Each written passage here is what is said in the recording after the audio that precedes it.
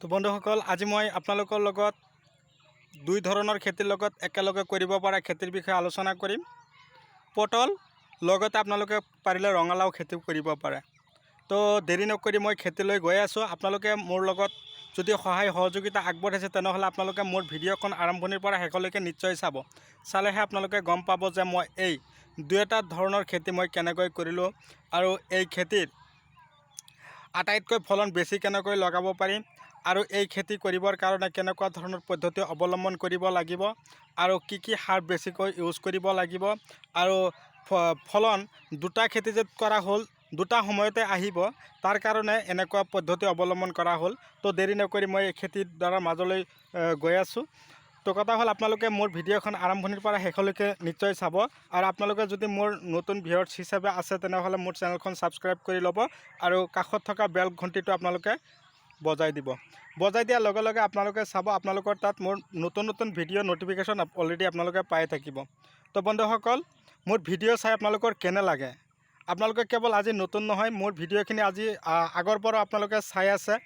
তো যিসকলে নতুন এখেতক মই ধন্যবাদ জনাইছোঁ আৰু যিসকলে মোৰ পুৰণা ভিউৱাৰ্ছ হিচাপে আছে এখেতক মই অশেষ ধন্যবাদ জনাইছোঁ যেন মোৰ ভিডিঅ'খিনিৰ পৰা আপোনালোকে যিখিনি কথা জানিব পাৰিছে শিকিব পাৰিছে এইখিনি শিকাৰ পিছত নিশ্চয় আপোনালোকেও নিজৰ খেতি কৰিবৰ কাৰণে আপোনালোকেও আগ্ৰহী হৈছে। তো দেৰি নকৰি আলোচনা কৰা যাক ৰঙালাও লগতে পটল, হাইব্ৰিড পটল আৰু ৰঙালাও খেতি কেনেকৈ কৰা হ'ল। তো আলোচনা কৰিবলৈ গৈ আছোঁ। তো এই খেতি কৰাৰ আগমুহূৰ্তত আপোনালোকে কি কৰিব? আপোনালোকে পটল এয়া চাওক, আপোনালোকে চাই আছে কিন্তু এই বছৰ নতুনকৈ লগোৱা নহয়, এইটো যোৱা বছৰৰ খেতিৰ পটলৰ শিপা আছিল। তাৰ পৰা ধুনীয়াকৈ এয়া চাওক কিমান ওপৰলৈকে উঠিছে, চাং পাবগৈ এতিয়া সময় হৈছেহি। তো চাং পাবৰ কাৰণে ওপৰ ফালে উঠিছে। কিমান মনোমোহা দৃশ্য না, কিমান ভাল লাগে। আপোনালোকৰ কেনে লাগে কমেণ্টত জনাবচোন।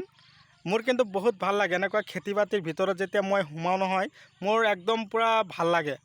তো আবেলিৰ মুহূৰ্তত মই আপোনালোকৰ মাজত যে প্ৰত্যেক দিনাই উপস্থিত হওঁ, এই আবেলিৰ সময়ত মই যেতিয়া পথাৰলৈ সোমাওঁ খেতি বাতিৰ ইফালে আমাৰ ইফালে কেৱল খেতিয়েই খেতি, আপোনালোকৰ ইফালে বা কেনেকুৱা মই নাজানো। আপোনালোকেও এই খেতি থাকিব লাগিব। আপোনালোকেও টকা উপাৰ্জন কৰাৰ এটা ভাল ৰাস্তা আপোনালোকে বিচাৰি উলিয়াব লাগিব, মই সেই আশা কৰোঁ।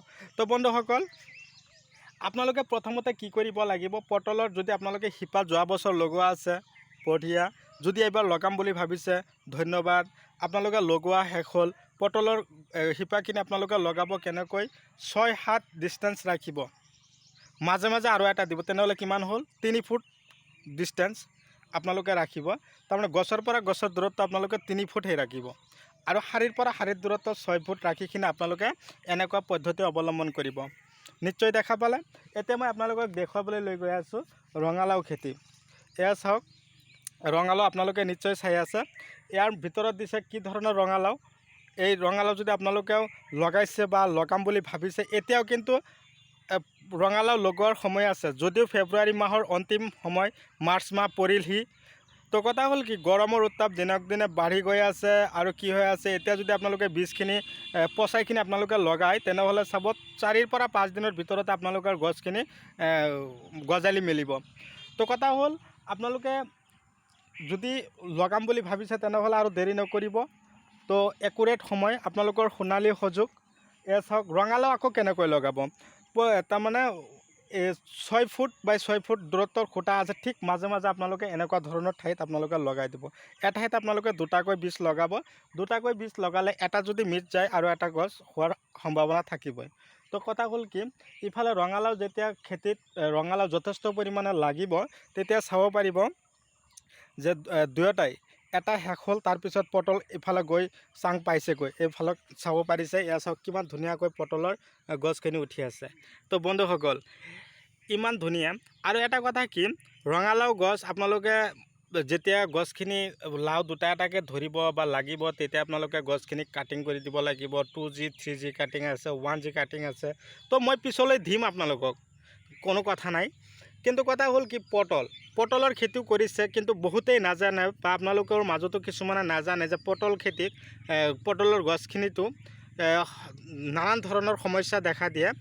কিছুমান মানুহে পটলৰ খেতি কৰে ঠিকেই পটলৰ গছবিলাকৰ মাজত তাৰমানে কি থাকে দুই ধৰণৰ গছ থাকে এটা হ'ল মতা আৰু এক ধৰণৰ গছ হ'ল মাইকী গছ আমি সাধাৰণতে সচৰাচৰ পায়ে থাকোঁ কিন্তু মতা গছখিনি পোৱাত এটা অসম্ভৱ মতা গছ যদি আপোনালোকৰ পটলৰ খেতিত নাথাকে তেনেহ'লে কিন্তু আপোনালোকে পটলৰ খেতিৰ পৰা আপোনালোকে যথেষ্ট পৰিমাণে পটল বিক্ৰী কৰিব নোৱাৰিব তো কথা হ'ল আপোনালোকে যথেষ্ট পৰিমাণে পটল বিক্ৰী কৰিবৰ কাৰণে আপোনালোকে কি লাগিব 1 বিঘা মাটি যদি আপোনালোকে পটলৰ খেতি কৰিম বুলি ভাবিছে তেনেহ'লে আপোনালোকে 1 বিঘা মাটিত মিনিমাম 3টা আপোনালোকে শিপা লগাব লাগিব কিন্তু এই মতা পটলৰ শিপা পোৱাটো কিন্তু অসম্ভৱ হৈ গ'ল তথাপি যদি আপোনালোকৰ লাগে মাইকী পটলৰ শিপা লাগে বা মতা পটলৰ শিপাও লাগে মোৰ লগত আপোনালোকে যোগাযোগ কৰিব কমেণ্টত মই নাম্বাৰ অলৰেডি দিয়ে থৈছোঁ কেৱল আপোনালোকে মোক ফোন মাৰি যোগাযোগ কৰিব আপোনালোকে কিমান দূৰত্বত আছে যাতে মই গাড়ীত হওক বা কিবা পোষ্টেলত হওক আপোনালোকক পঠাই দিবৰ কাৰণে মই আপোনালোকক সহায় সহযোগিতা আগবঢ়াম যদি আপোনালোকে ৰঙালাওৰ গুটিও লাগে বহুতে মোক কমেণ্টত কৈ থাকে দাদা ৰঙালাওৰ গুটি লাগিছিল ৰঙালাও খেতি কৰিম মোৰ বহুত এটা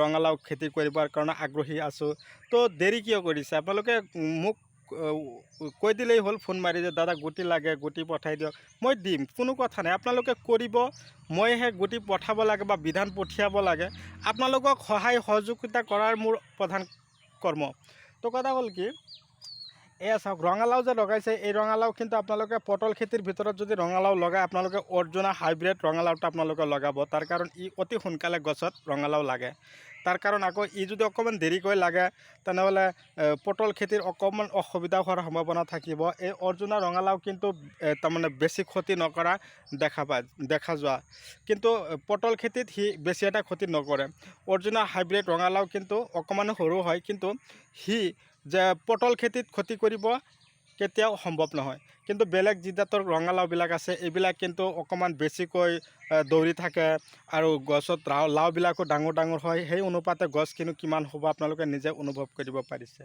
তো আপোনালোকৰ লগতে মই কথাখিনি শ্বেয়াৰ কৰিলোঁ কথাখিনি কেনে লাগিল মোক কমেণ্টত জনাবচোন মই ভাবোঁ আপোনালোকে মোৰ কথাখিনিৰ ওপৰত ভিত্তি কৰি আপোনালোকে যদি খেতি কৰিব পাৰে আপোনালোকে 100% ছাকচেছ হ'ব পাৰিব এতিয়া মই আপোনালোকক কৈছোঁ এই খেতি যে দুটা খেতি একেলগে কৰিলে তাৰ কাৰণে কি লাগিব নিশ্চয় সাৰ লাগিব তো গোবৰ সাৰ আপোনালোকে যিমান পাৰে বিঘাই প্ৰতি 2 পৰা 2.5 গাড়ী হওক বা যিখিনি তাৰমানে আপোনালোকে যোগান ধৰিব পাৰে 1 গাড়ী দি হ'লেও আপোনালোকে খেতি কৰিব পাৰিব 1 গাড়ী গোবৰ যদি আপোনালোকে খেতি দি আপোনালোকে ৰঙালাও বা পটল একেলগে কৰিছে তো পিছলৈ আৰু 1 গাড়ী গোবৰ দিব লাগিব যেতিয়া পটলৰ গছ গৈ চাং পাবগৈ তাৰ আগতে আপোনালোকে যদি কয় 2 গাড়ী গোবৰ দি মই ৰঙালাও আৰু পটল একেলগে কৰিম তো 1 গাড়ী গোবৰ আপোনালোকে সিঁচি দিলে ৰঙালাওখিনি যেতিয়া শেষ হ'ব আৰু 1 গাড়ী আপোনালোকে সিঁচি দি পটলৰ বিক্ৰী কৰা আৰম্ভ কৰি দিব তো কথা হ'ল কি নিজৰ পচন্দ নিজৰ চাহিদাৰ ওপৰতে ভিত্তি কৰে মানুহৰ নিজৰ কৰ্মদক্ষতা তো আপোনাৰ যদি নিজৰে গাটোৱে ভাল নালাগে বা কৰ্মৰ ওপৰত আপোনাৰ মনোনিৱেশে নহয় তেনেহ'লে আপুনি খেতি কেনেকৈ কৰিব কথাটো বুজি পালে নিশ্চয়